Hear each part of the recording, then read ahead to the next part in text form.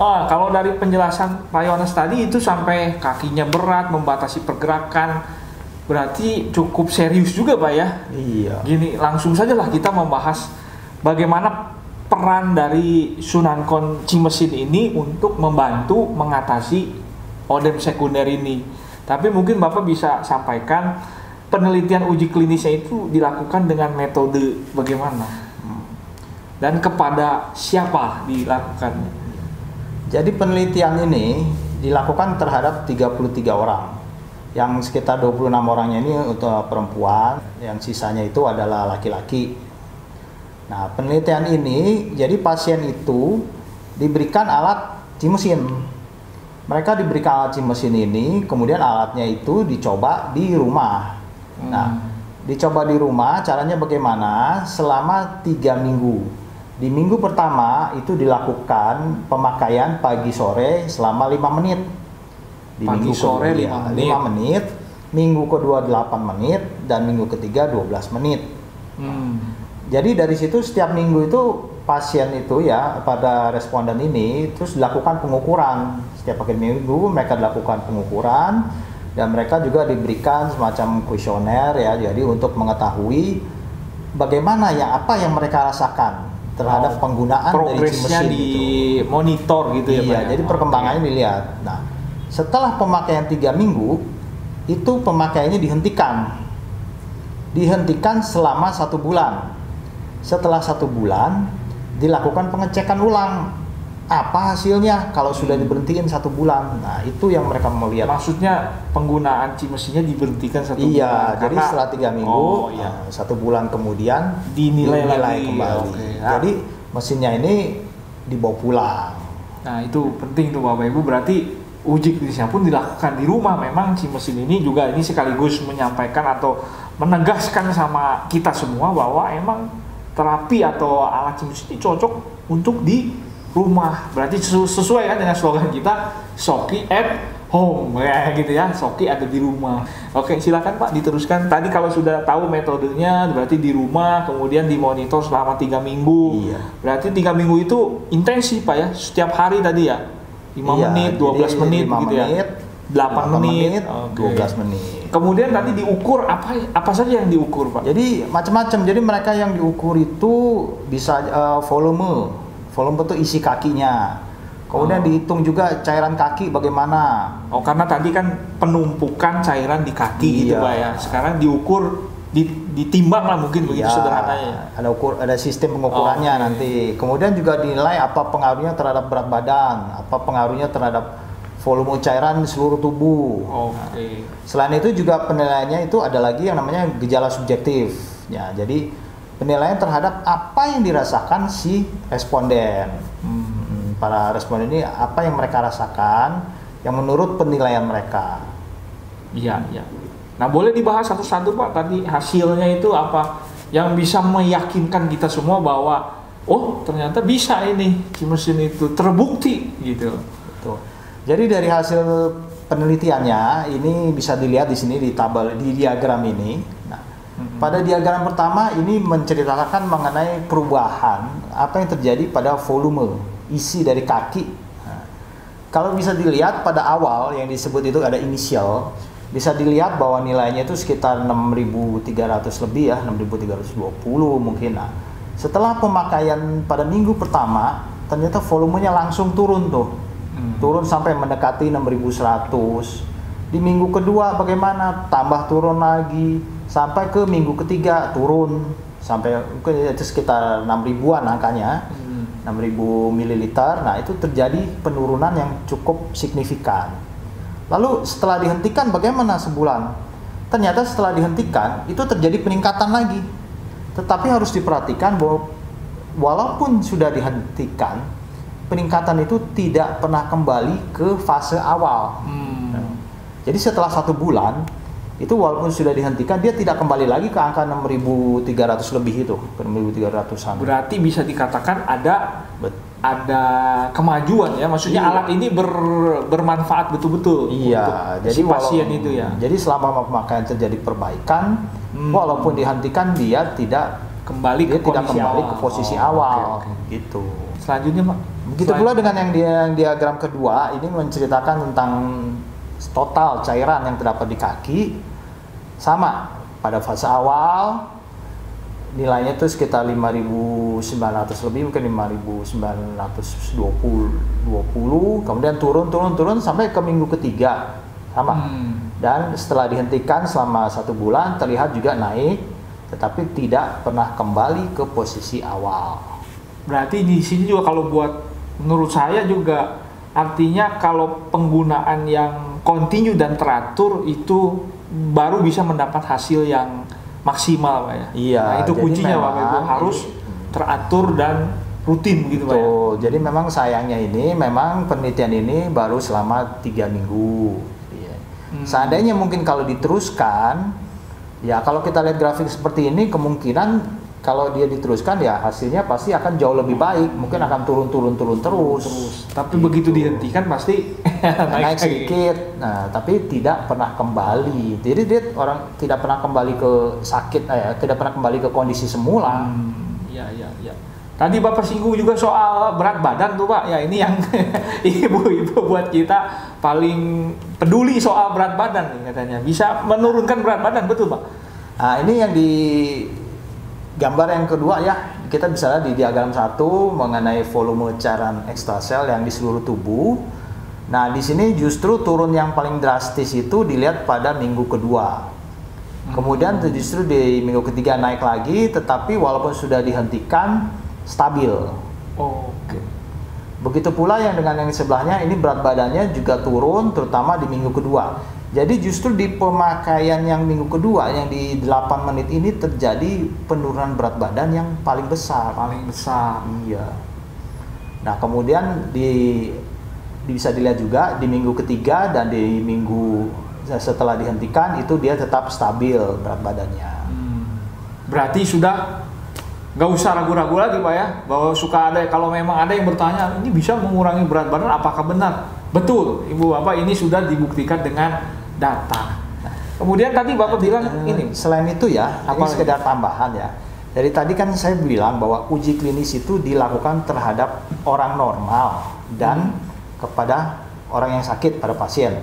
Kalau yang dalam hal ini kan dibicarakan mengenai yang orang yang sakit. Nah, Cimesin sendiri yang Surankon punya itu sudah pernah dilakukan penyelidikan juga kepada orang yang normal.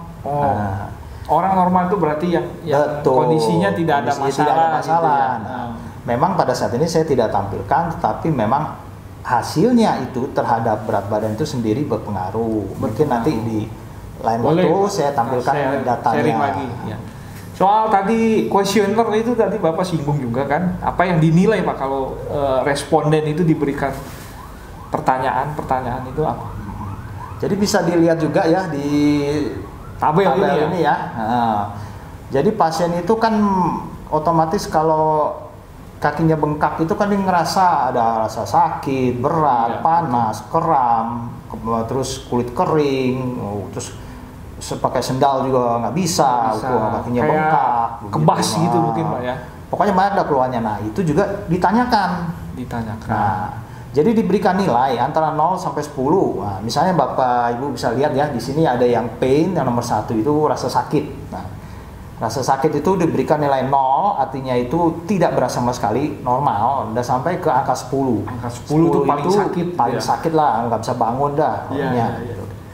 Kita bisa lihat bahwa untuk rasa sakit, jadi dari total seluruh pasien itu diambil rata-rata sebesar 3,7 nilainya. Dari antara 3,7 setelah pengobatan, setelah pemakaian alat Cimesin, itu dia turun menjadi 2,0. Kemudian setelah 1 bulan dihentikan, nilainya balik lagi ke 3,5. Nah, jadi walaupun rasa sakit itu muncul lagi, tetapi dia tidak pernah kembali ke rasa sakit seperti yang awal. Jadi bisa dibilang rasa sakitnya itu jauh berkurang.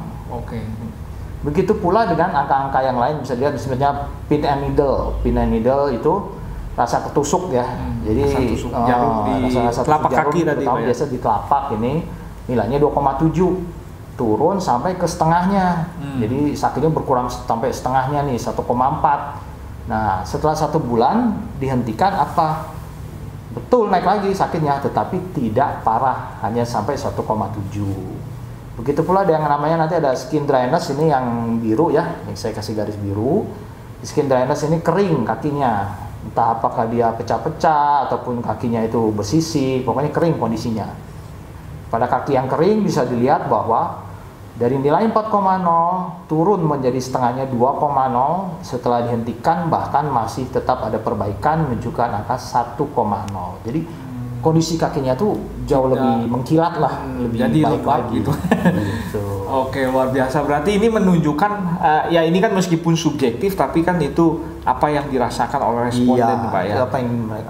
apa yang responden rasakan. Dan ini semua karena tadi, Pak ya, karena si mesin bisa melancarkan tadi atau mengatasi penumpukan itu, Pak ya. Iya. Nah, apakah ada yang bisa secara data menunjukkan bahwa oh sejak penggunaan terapi dengan si mesin itu lancar, Pak?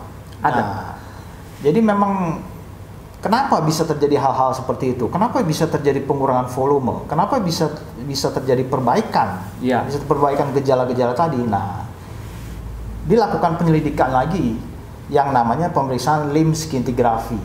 Nah, di tabel ini bisa dilihat nih. Jadi pada pemeriksaan dengan limb scintigraphy dia mau tahu nih, ini alirannya ada apa enggak? Jalan apa enggak nih? Bener nggak nih? Kok bisa terjadi perbaikan? Kenapa? Ternyata dari limb scintigraphy-nya itu bisa dilihat pada yang bagian bawah itu yang garis putus-putus. Yang di bawah yang garis putus-putus itu adalah kondisi sebelum pemakaian, sebelum terapi. Nah, itu aliran limfatik yang normal. Nah, kemudian dilakukan pemakaian jari mesin, bisa dilihat bahwa grafiknya itu naik. Nah, itu yang di atas, yang garisnya langsung nyambung. Jadi bisa dilihat bahwa terjadi peningkatan aliran pada setelah pemakaian mesin. Gitu. Jadi dari semua itu apa yang bisa kita tarik kesimpulannya nih, Pak?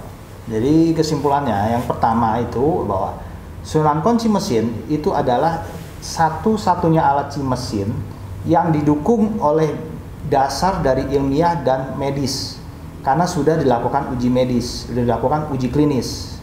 Mungkin di luaran banyak mesin, tapi hanya satu yang memiliki uji klinis, yaitu yang keluaran dari Sunancon.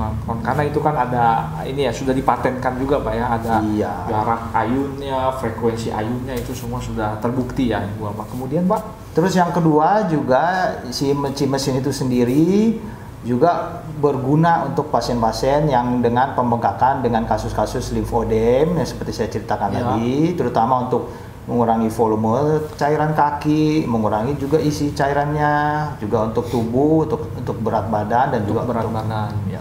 Dan juga terutama yang terpenting adalah gejala subjektifnya. Gitu. Dan yang ketiga yang penting juga bagaimana membuktikannya bahwa benar ada alirannya. Nah, itu dengan limb scintigraphy. Sudah dibuktikan juga bahwa dengan penelitian dengan menggunakan limb scintigraphy itu bahwa aliran dari si limfatik itu berjalan jauh lebih cepat. Nah, kemudian di sesi yang pertama itu kan kita membahas tentang diabetes, Pak ya. Nah, kemudian Bapak juga sempat bilang bahwa untuk para penderita diabetes itu harus olahraga secara teratur. Apakah si mesin ini bisa membantu, Pak, untuk mereka yang punya masalah gula tinggi? Oke, jadi untuk pasien diabetes ya, untuk pengobatan, untuk terapi dari kencing manis sendiri itu penata laksananya adalah ada diet, yang nomor 2 adalah olahraga, dan ketiga baru obat-obatan. Jadi fungsi dalam hal ini si mesin itu untuk pasien-pasien dengan kencing manis yang pertama adalah untuk pencegahan. Nah, jadi untuk pasien dengan kencing manis itu pemakaian mesin itu membantu karena untuk mencegah pencegahan dari si gangren, si ulkus ini. Yang kedua juga kalau pasiennya udah kena gimana ya, otomatis kan harus diperbaiki. Tentu saja kita tetap berkolaborasi dengan dokter medis untuk mengatasi masalah ulkus dan gangren yang di kaki ini. Tetapi dengan penggunaannya untuk pasien-pasien yang udah kena itu tentu saja akan lebih memperbaiki atau mengarah ke proses penyembuhan dari si kaki itu sendiri. Gitu. Ya, luar biasa ini kita banyak, dan menurut dokter bukan saja hanya diabetes, sebetulnya penyakit kronis lain juga rata-rata sumber masalahnya karena di penyumbatan tadi Pak ya. Iya betul. Jadi memang penyelidikan ini selain juga terhadap limfodem, juga masih ada juga yang diselidiki Profesor Neil, yaitu pembengkakan kaki juga, tetapi karena kerusakannya itu bukan di sistem limfatik tapi di sistem pembuluh darah. Nah ini contohnya kalau kita yang sering lihat itu kerusakan yang kita sebut tuh varises. Oh, varises. Gitu. Itu juga diteliti dan itu juga hasilnya, diteliti. Okay. Nanti mungkin kapan waktu next time ya, oke. Tapi Bapak Ibu di sini saya dari pembahasan sharing kita hari ini kita mendapat sesuatu hal yang penting perlu diingat, bahwa Shoki itu konsepnya ya, yang Bapak Ibu pasti masih ingat, dilancarkan dulu baru ditambahkan kemudian ya. Nah, Cimesin, Fear, E-Power itu melancarkan. Tadi kalau Pak Dokter bilang sistem sirkulasi, kalau bicara sistem bukan saja satu bagian ya Pak Dokter, tapi bicara keseluruhan. Jadi untuk itu Bapak Ibu kita mendapat satu pencerahan hari ini ya. Jadi buat yang sudah memiliki jangan bosan untuk, jangan sampai bosan pakainya atau udah lama nggak dipakai, jangan. Tapi karena ini adalah proses melancarkan, dan tadi Ibu Bapak masih ingat di depan dibilang di rumah ya, terapi di rumah, uji klinisnya saja diberikan di rumah. Artinya kenapa? Karena rumah itu tempat kita nyaman, tempat kita bisa rileks, kita bisa merawat kesehatan kita setiap hari. Oke, mungkin sampai di sini dulu ya Pak Yohanes. Terima kasih banyak untuk waktunya, terima kasih untuk sharingnya. Semoga bermanfaat untuk Bapak Ibu semua. Semoga selalu sehat. Selamat Shoki. Selamat Shoki.